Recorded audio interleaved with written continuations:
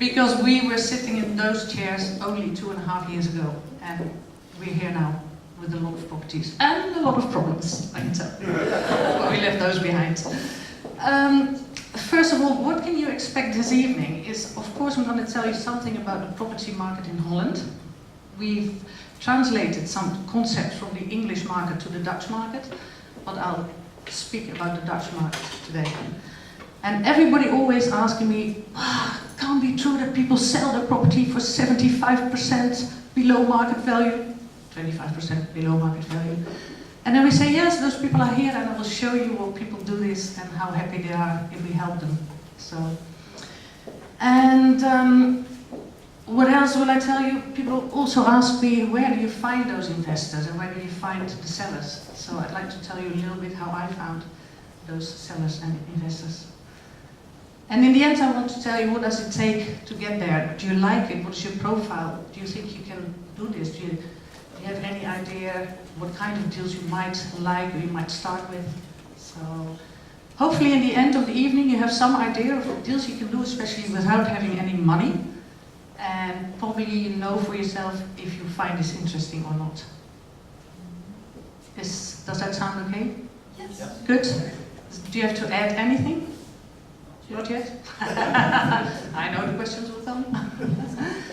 Is it okay if I tell you something about myself, why I'm here? Yeah. Which I did an amazing job, of course, but I had a dream as a child, and that dream was a house in France.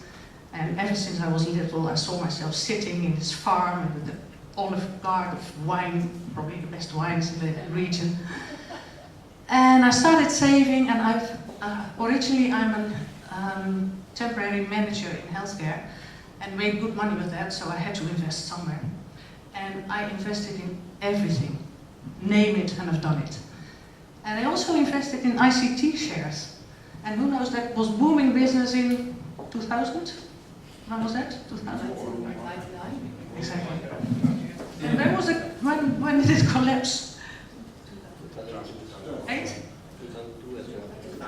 Yeah, a bit earlier. I had a huge amount of stocks in ICT, and I sold it 4 weeks before it collapsed. And I bought a property. But then I thought, if only 4 weeks later my money would have been gone. And then I started to understand that you have to learn before you earn. So that's why I started learning. So. And then my tipping point was I started buying properties, and I bought my house in France, I did. And I sold it after a couple of years, and I made profit, and thought, this is a really nice system.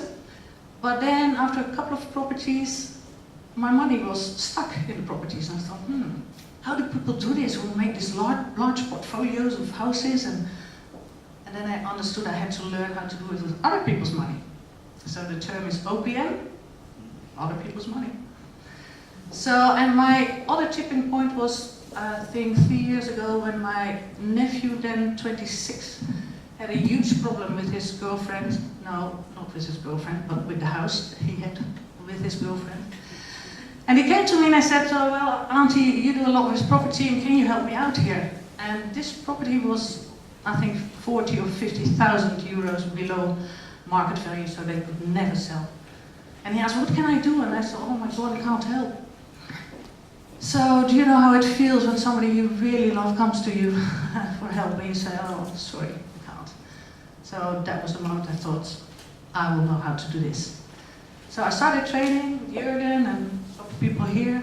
We went to the UK, to America, bought some houses here and there, some land here and there, didn't do anything. Not all the deals were as good as I should have been, but I learned a lot.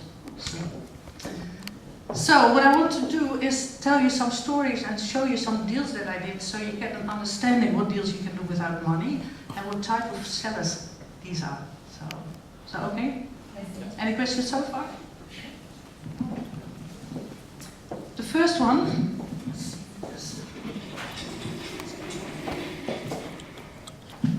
The first one is, do you know the term BMV? There's definitely some people that know the term. Oh. Yeah, help me. Help me out here. Below market value. I heard. Yes! Excellent. This is the term below market value. So this is the houses you buy for less than. And what I did was, it's a funny deal actually. Yeah, that's for the, then I get,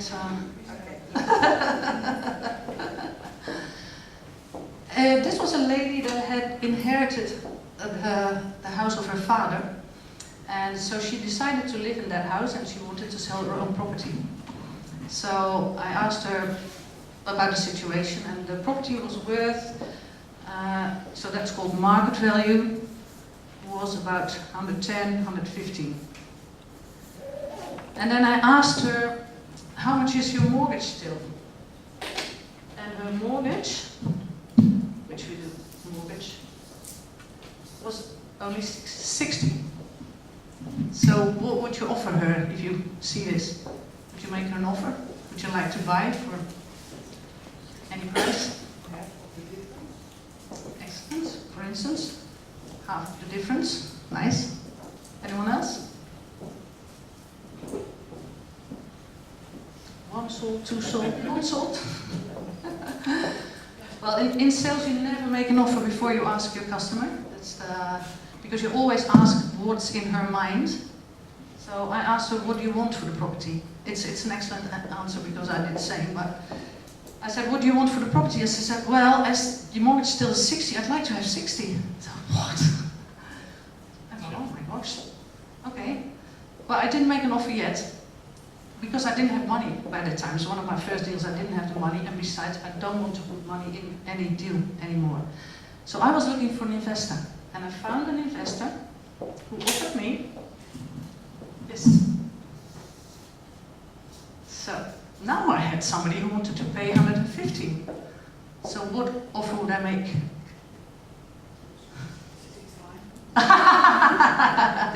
It's true. I have been thinking about offering this, but I thought I can't sleep, to be honest, because it really feels like ripping people off. So, you know, because it's an old lady and she doesn't know what the market is like, and the market's really upcoming. So I offered her 90. And when I called her, I said, I've got an offer for you. And she said, well, what is it? What is it? And I said, it's 90. She goes like, what? She said, I have to sit down. She was flabbergasted. Yeah, so that made me really happy. And the funny thing is that what happened, so I sold it without using the money because I sold it for the 150. And what did this guy do? He refurbished it. And he sold it for 3 months later. If I had the money, I would have done that myself. 160. Wow. So, is that a good deal? So, the lady is very happy to get her 90. I was very happy to get my 150. And he is happy to get his 160. And I paid a little, I think 1,500 euros for the one that brought me the investor. Was that worth it? Yeah. So. It is, and that's what I love about this business. So if you do it this way, everybody's happy. Yeah. So. Hmm? Oh. There's also a lot of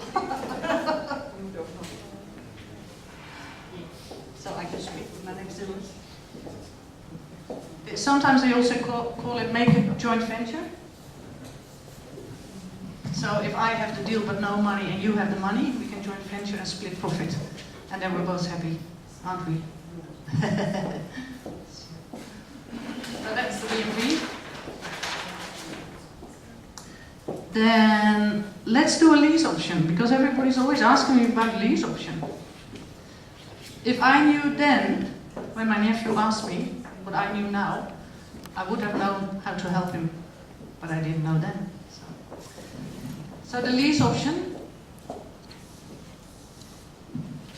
This was a Turkish couple, and the Turkish couple had a dream. They wanted to go back to Turkey and raise their children in their own culture and have them go to university. So they had quit their jobs, they had sold their home, they lived in a rental place, and it was August, so the children were in Turkey with the grandparents because the school started in September. And then the sale was cancelled. So imagine, your house isn't sold, your job's, you've quit your job, you don't have money, So when she called me, she was really desperate because she said, next month I really cannot pay my mortgage anymore and the bank will sell. So, and normally I don't even visit my customers. It's really weird. There's a lot of houses I haven't even seen inside and outside because it's all going on the phone, and it's funny enough, there's the valuator that does the taxatie, and there's a letting agent that tells me how much I can rent it for, so I never get there. But in this case, they sounded so desperate. I thought, oh, it's in The Hague, let me visit them. So, and I can see that picture so in my mind because she was sitting like this on the stairs before the property, and the man was like this, and they were so devastated. So then they told me the story, and I asked, what would you like? And she said, yeah, I have to go back to this property, I have to go back, and we still live here, and the children have to come back, and blah, blah, blah, blah. I said, no, let me explain what I can do for you.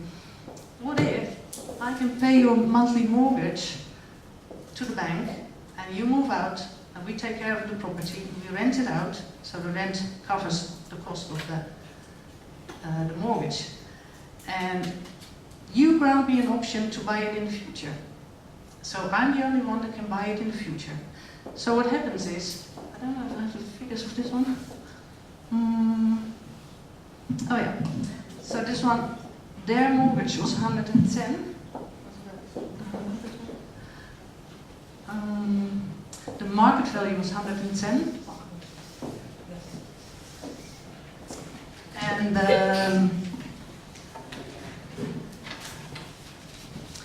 the mortgage was 130. Which is, that's what I said, there's 1.2 million people that have this situation, so the value of the property is less than the mortgage. And this is not even that much, because I've seen 40, 50, 60,000 negative equity in properties, so this wasn't that bad. Besides, they had 10k in a belegging, in a fund, so there was some money to pay off the mortgage. So, and then but the bank said, we're going to sell, and if they sell it on the auction, you probably get 80, 90, somewhere. So, but what we did is, we didn't buy it yet.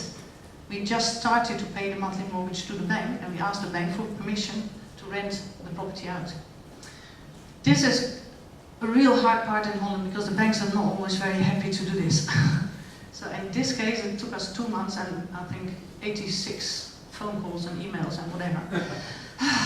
But we got the permission. So, and then we rented the place out.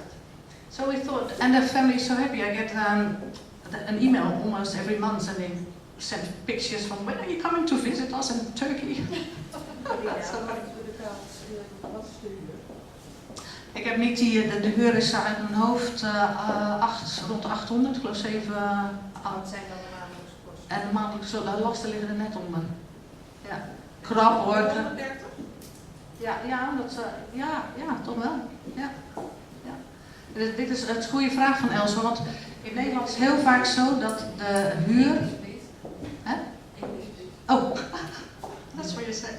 That's what the question was, so how much is the rent according to the monthly mortgage? Because the rent always stacks for the mortgage, not always, but most of the time. But there's a lot of other costs, like repairs and things, and so you always have to see if the figure stacks. And that's another thing for lease options. That's not always easy. You make profit. On this one, hardly. No, the profit is in the future. Yeah.